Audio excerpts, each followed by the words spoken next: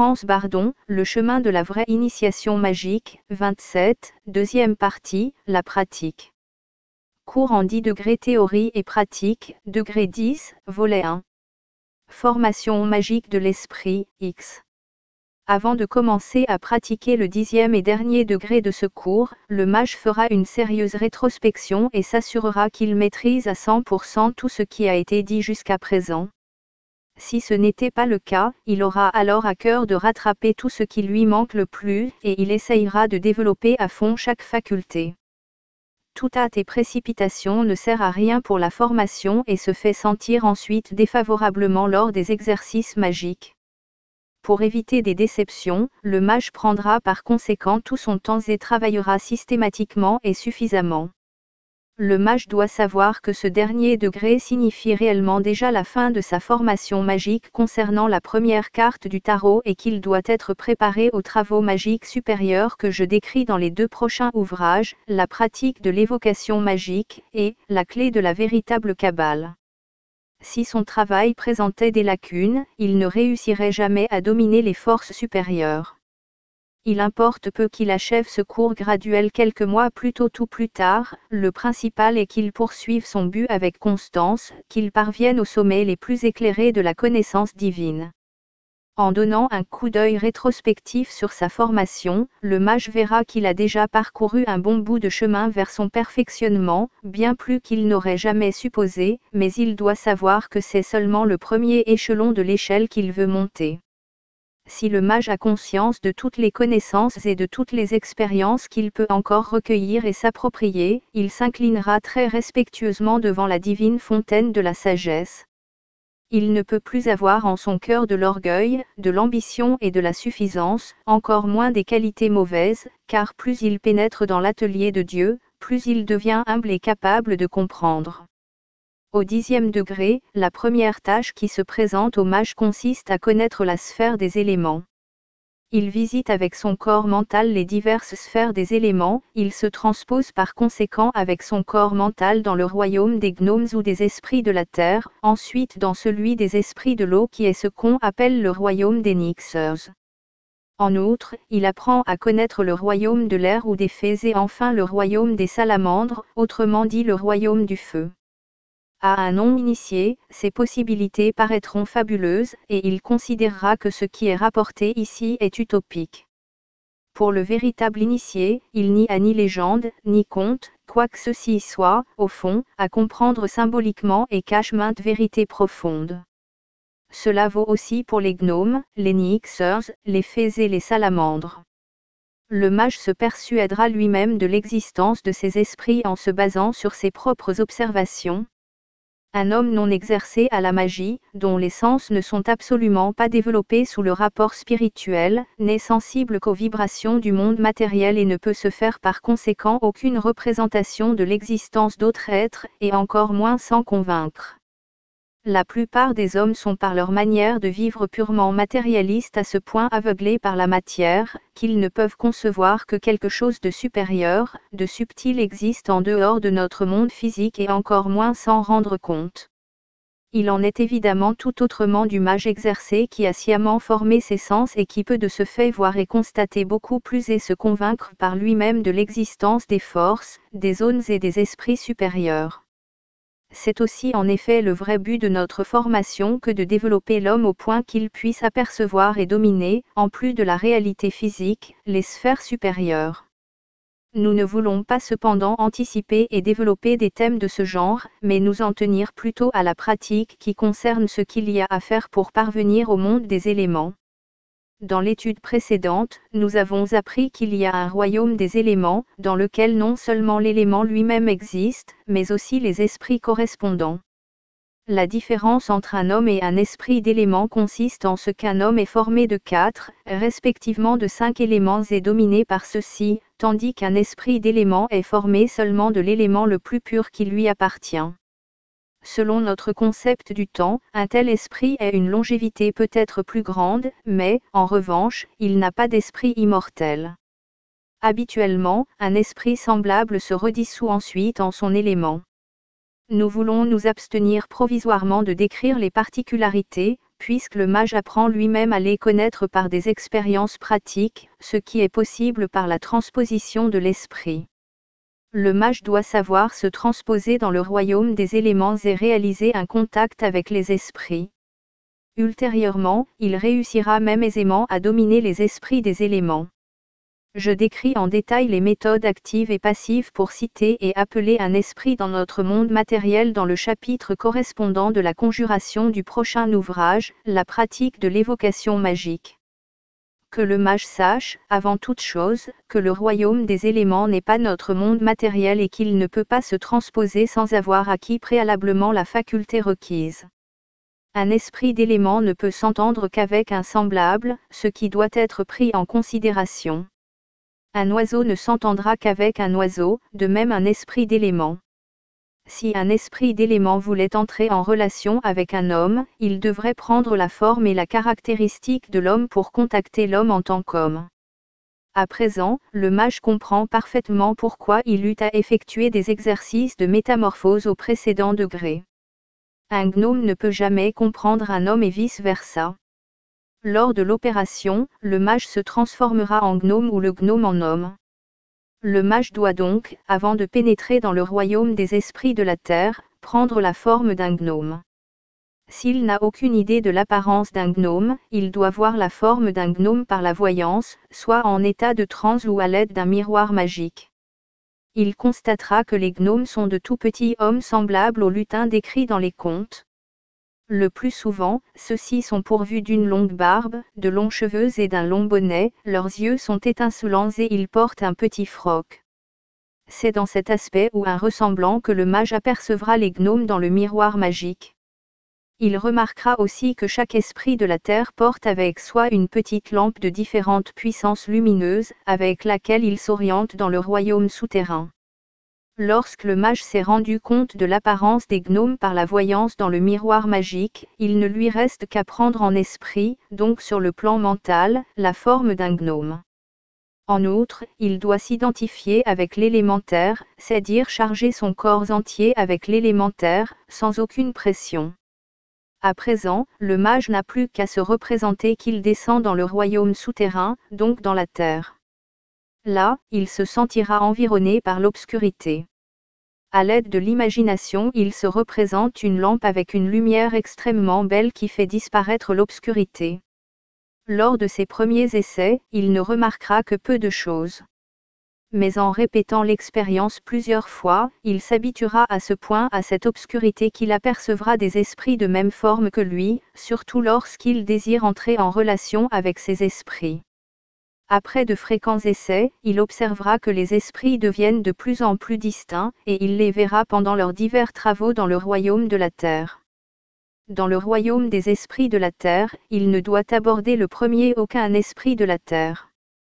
Tant qu'il n'a pas été abordé lui-même directement par un de ces esprits, que le mage se garde de poser le premier une question.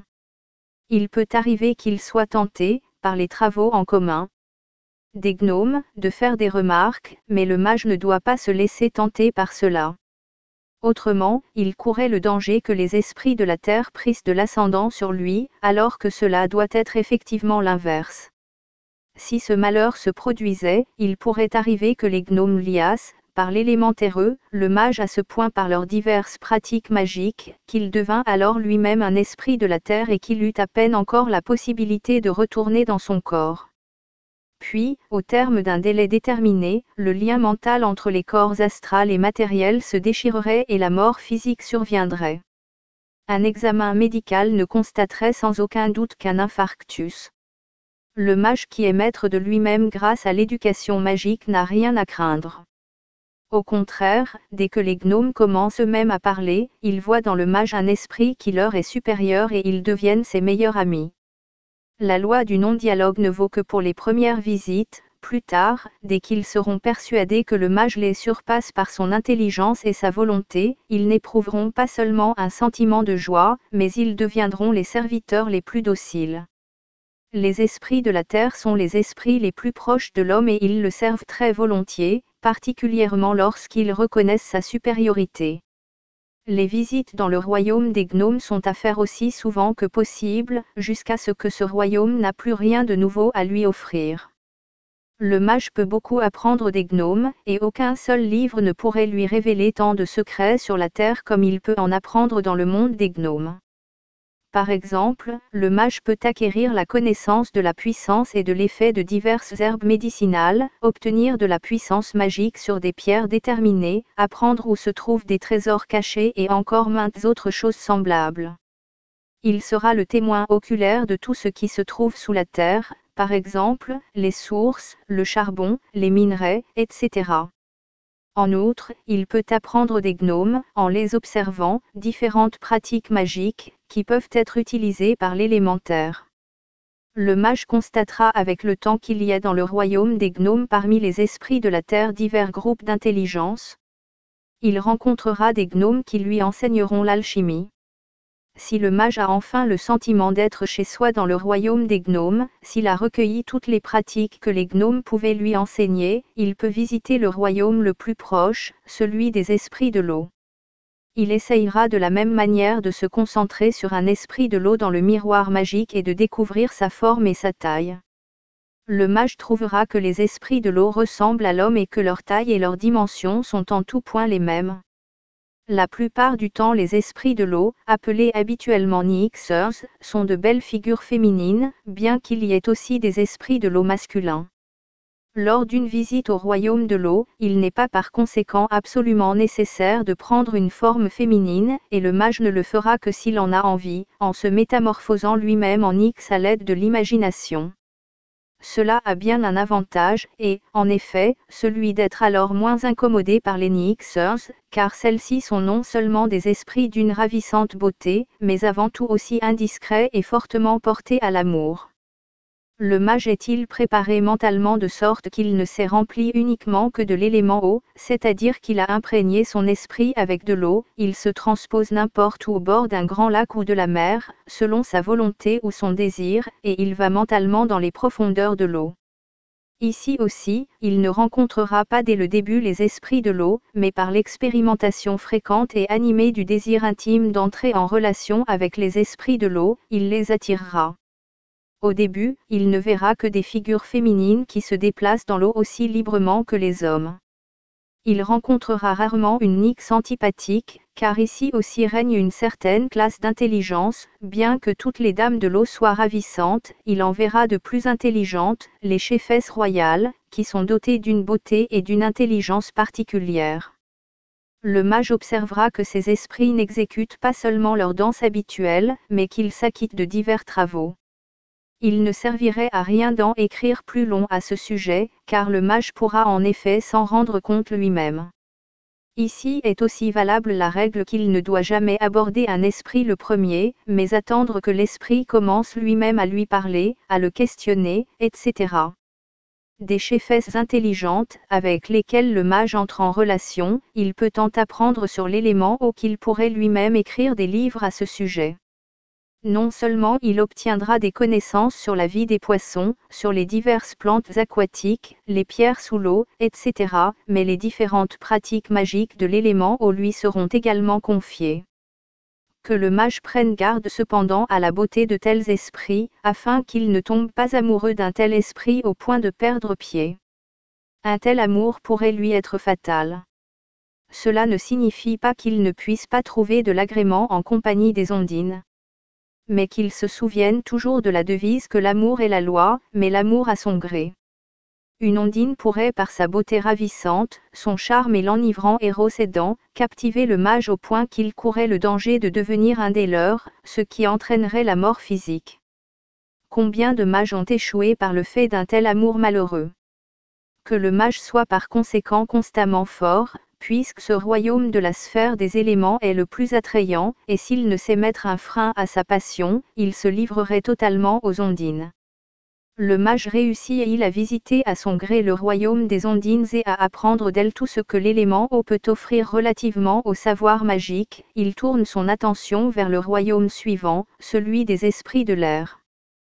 Tout au contraire des ondines, qui nouent volontiers une liaison avec l'homme, les esprits de l'air sont timides à l'égard des hommes. Ceux-ci ont, comme les esprits de l'eau, une figure ravissante, surtout de nature féminine, bien qu'on puisse aussi y trouver des esprits masculins. Ici, il n'est pas nécessaire que le mage prenne directement une forme qui plaît aux esprits de l'air, il peut imprégner sa propre personne, son esprit, avec l'élément air et se rendre en imagination dans une région aérienne avec le désir d'engager les esprits aériens à entrer en relation. Après de fréquentes répétitions, au cours desquelles il ne doit pas perdre patience au cas où cela traînerait avant qu'il réussisse, il doit continuellement songer à apercevoir à tout prix les esprits de l'air, ce qui finalement lui réussira aussi. Tout d'abord, il observera que les esprits aériens l'évitent, ce qui évidemment ne doit pas le décourager. Il verra des esprits ravissants qui possèdent un magnifique corps éthérique, tendre et souple, qui limite avec son esprit les esprits aériens en se mouvant çà et là en planant, portés par l'air. Tôt ou tard, les esprits l'aborderont. Que le mage soit ici aussi prudent et qu'il n'aborde pas le premier un esprit de l'air, soit masculin ou féminin. Car il pourrait lui arriver le même malheur que nous avons déjà décrit au sujet des précédents esprits des éléments. Si, après des essais réitérés, la liaison avec les esprits de l'air est effectuée, le mage apprend aussi de ces esprits tout ce qui se rapporte à l'élément air. Il peut découvrir beaucoup de pratiques et de secrets magiques dont un homme normal ne peut se faire aucune espèce de représentation. Le mage a-t-il aussi appris à connaître à fond l'élément air et ses esprits, maîtrise-t-il toutes les lois et pratiques magiques qui lui furent révélées, c'est autour des esprits de l'élément feu, qu'il doit également apprendre à bien connaître et engager à entrer en relation avec lui. Ces esprits ressemblent, il est vrai, à certains égards aussi à l'homme, toutefois, ils présentent maintes particularités qu'un homme normal ne possède pas, et par conséquent, il convient que le mage se fasse une idée de la forme d'un esprit du feu à l'aide du miroir magique. Il remarquera alors que les esprits du feu ont un plus petit visage que les hommes et un cou excessivement long et mince.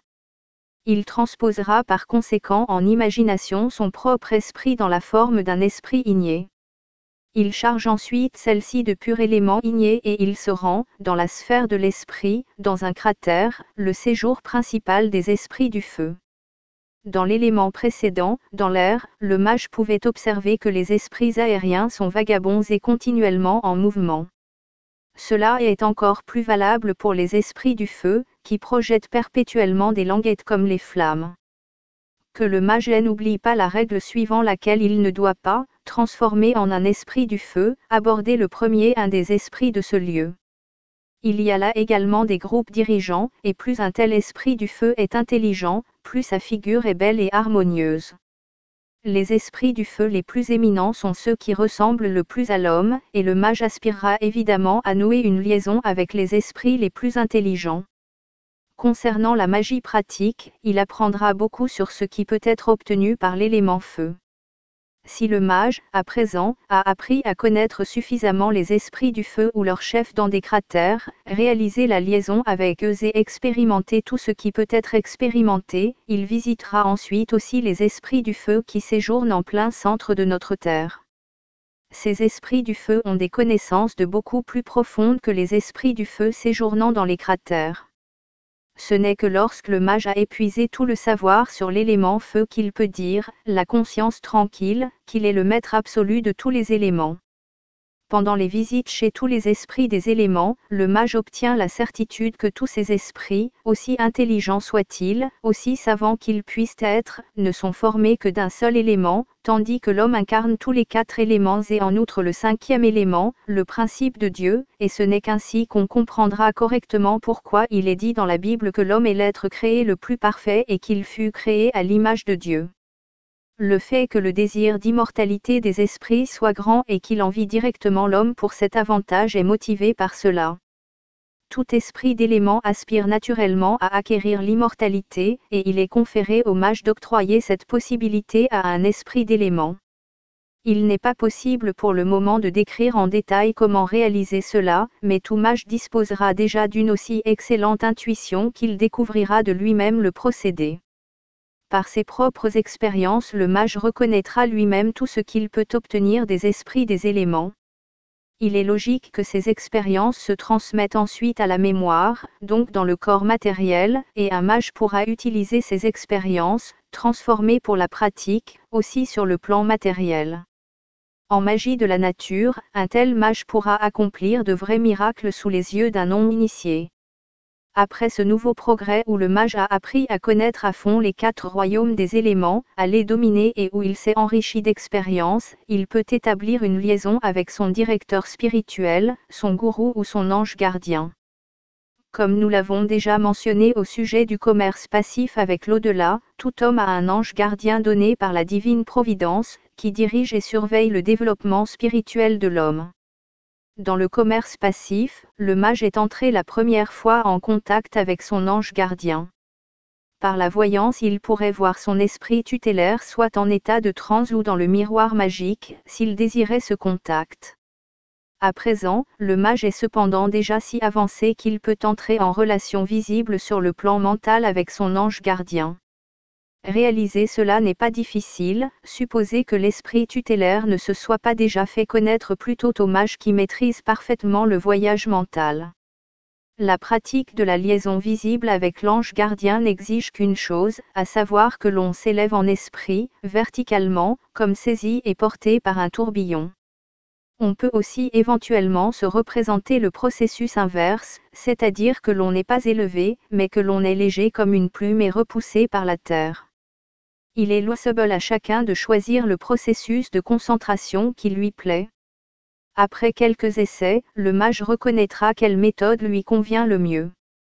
Le mage s'est-il à présent élevé avec son esprit, il monte de plus en plus haut et encore plus haut, jusqu'à ce que la terre lui apparaisse comme une petite étoile, et lui, parfaitement détaché de la terre, planant dans l'univers, se concentre sur le désir de voir apparaître son esprit tutélaire ou d'être attiré vers lui. Si ce n'est immédiatement, après quelques essais toutefois, le mage rencontrera visiblement son ange gardien.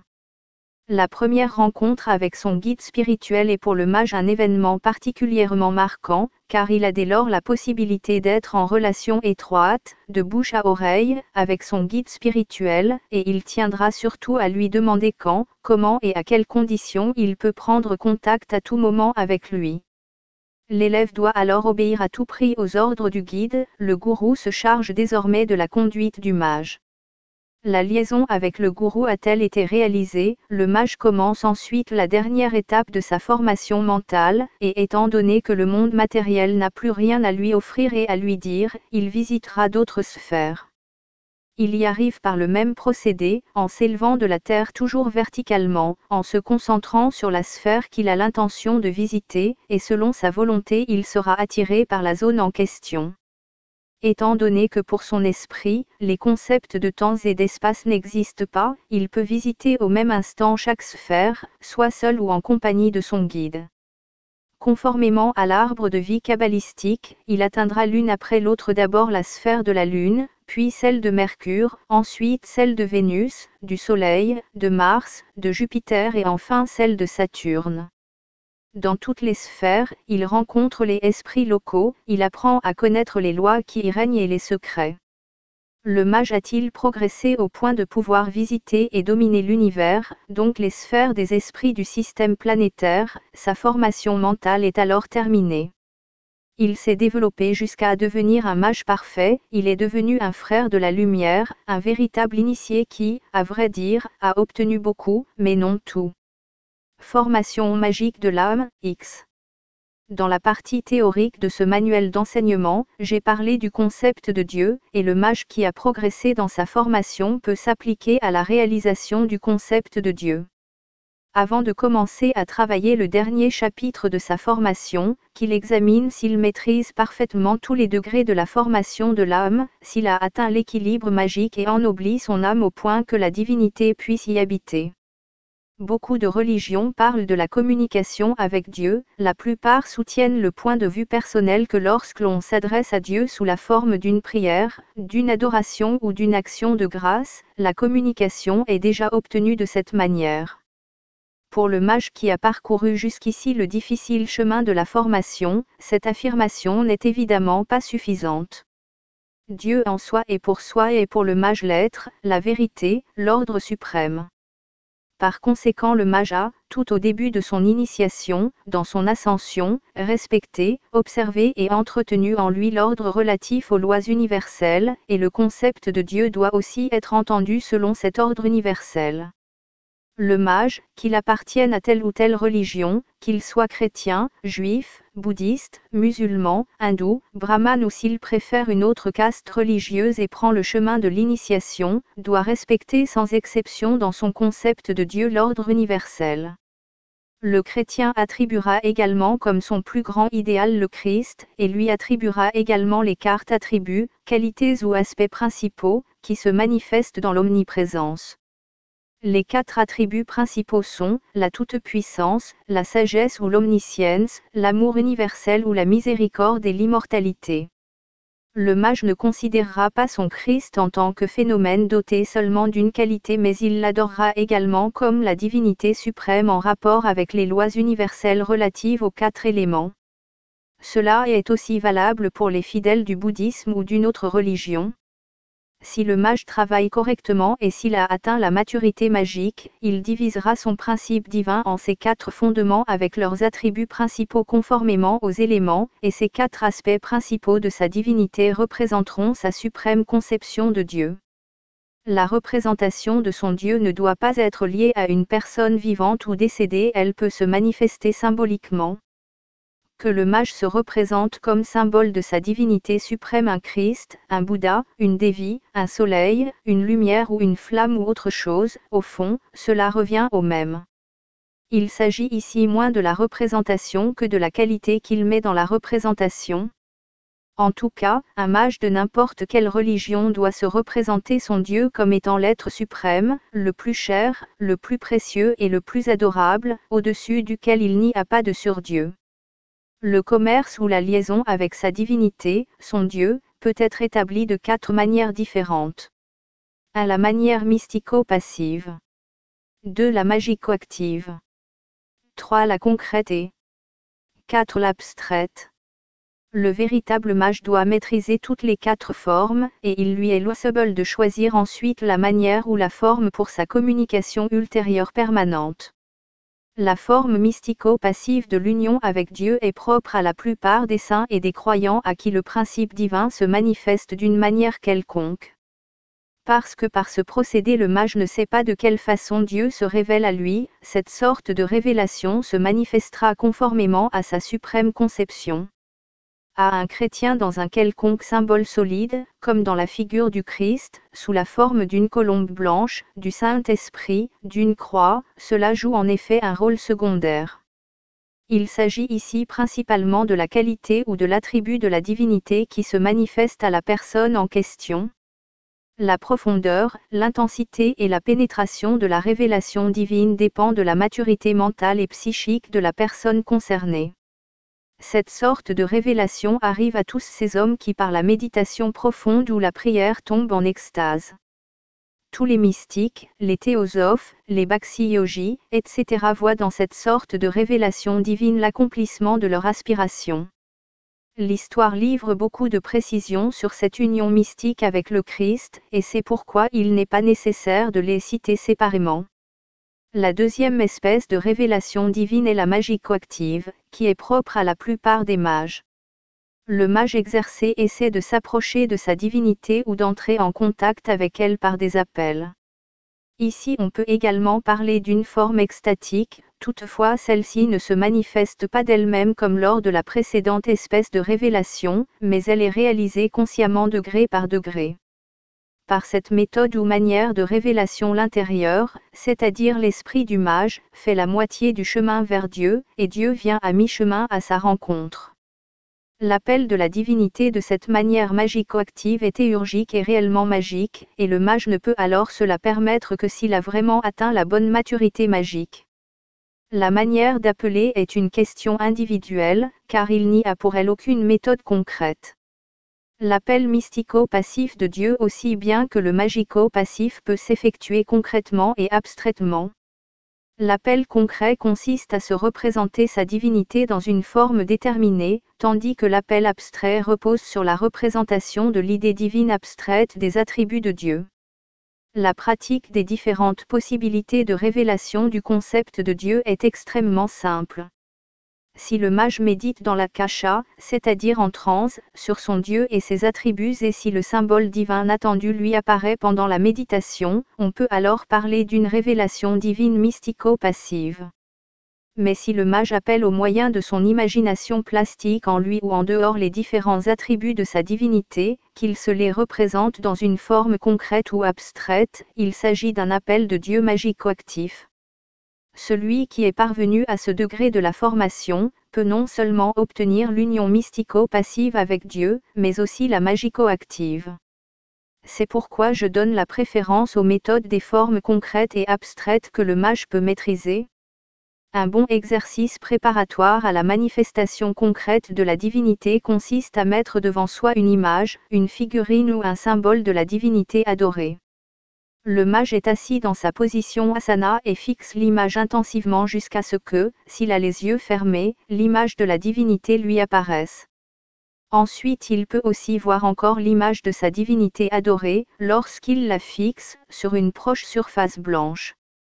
Cette visualisation de la divinité est un bon exercice préparatoire, car elle aide le mage à faire apparaître l'image de Dieu. Que le mage répète cet exercice préparatoire jusqu'à ce qu'il réussisse à se représenter à tout moment, dans chaque situation, à n'importe quel endroit, sans effort d'aucune sorte sa divinité adorée comme si elle était vivante. Il peut ensuite associer à l'image représentée les attributs divins qui conviennent. Au début, il ne pourra pas tout d'un coup associer sur le champ, à l'image représentée, tous les 4 principaux attributs divins mentionnés, sur lesquels il a médité au précédent degré. Par conséquent, il se concentrera successivement sur les attributs. Il est très important de concrétiser l'attribut divin dans l'image représentée et cela doit être répété jusqu'à ce que le mage ait réellement le sentiment que sa divinité est dotée des 4 principaux attributs. Cela a-t-il été obtenu, le mage se représentera alors l'image de son adoration non comme image, mais comme une entité vivante, agissante, rayonnante, avec une telle intensité comme si sa divinité, son Dieu personnel, était devant lui réellement vivante. C'est ce qu'on appelle la communication concrète avec la divinité en dehors de soi. Plus le mage pratique cette méthode fréquemment, plus la divinité visuelle, sensible se manifeste à lui avec force et efficacité. Si le mage a le sentiment qu'il a mis dans son image d'appel tout ce qu'il entend par concept et réalisation de Dieu, il se représentera alors que sa divinité vivante, qui lui apparaît dans toute sa splendeur avec les 4 principaux attributs, occupe son corps, donc pénètre en lui et par conséquent s'installe dans son âme. Le mage répétera cela jusqu'à ce qu'il sente en lui la divinité au point qu'il perde conscience de soi lors de l'emploi de cette méthode et qu'il se sente être lui-même la divinité représentée. Par la répétition fréquente de cette union avec la divinité, le mage se charge des qualités concrétisées dans sa représentation, et alors ce n'est plus son moi personnel qui agit en lui, mais sa divinité. Il réalise ainsi l'union divine concrète avec son Dieu personnel, et ce n'est plus sa conscience, son âme, son esprit qui s'exprime par sa bouche, mais l'esprit de Dieu manifesté. Le mage s'unit ici avec son Dieu, il se divinise durant l'union et participe à tous les principaux attributs de sa divinité unie. La méthode de l'union concrète avec Dieu est de la plus extrême importance pour la pratique magique ultérieure, car le mage doit être en mesure de s'unir de cette manière avec toute divinité de n'importe quelle religion. Pour la conjuration et en théurgie, cette pratique est nécessaire, car le mage ne peut alors que de cette manière réaliser à tout moment l'union avec une divinité et forcer les esprits inférieurs à exécuter sa volonté. Il apparaîtra évident à chacun que le mage soit en mesure de s'unir de cette manière si fortement avec le principe divin que toutes les forces de la divinité concrétisée avec laquelle il s'unit par l'âme, se transmettent à lui et deviennent ses propres qualités, même lorsqu'il n'est pas uni directement à la représentation. La plupart du temps, les initiés appellent des qualités divines semblables facultés, forces magiques ou sdzis.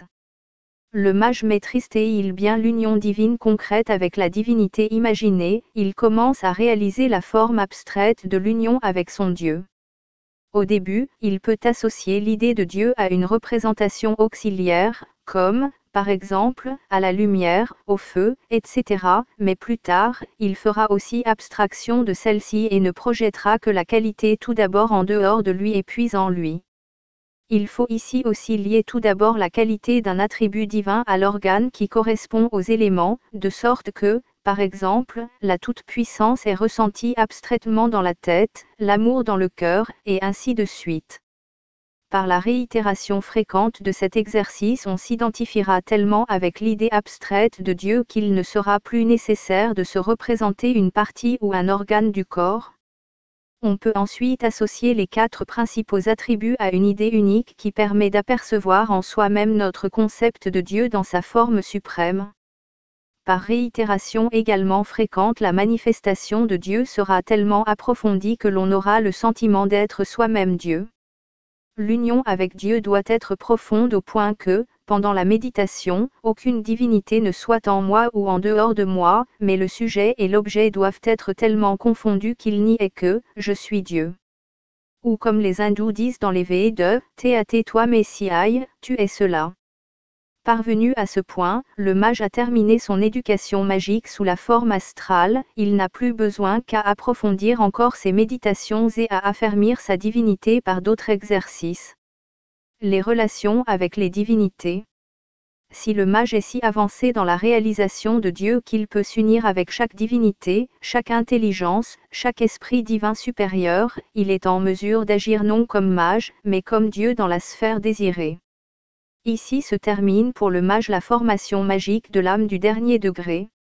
À cet égard, je n'ai plus rien à lui dire, car il est devenu un avec Dieu, et ce qu'il exprime et ordonne, lors de l'union avec Dieu, est comme si Dieu l'avait lui-même exprimé, et il participe de toutes les 4 principales qualités de la divinité avec laquelle il est uni.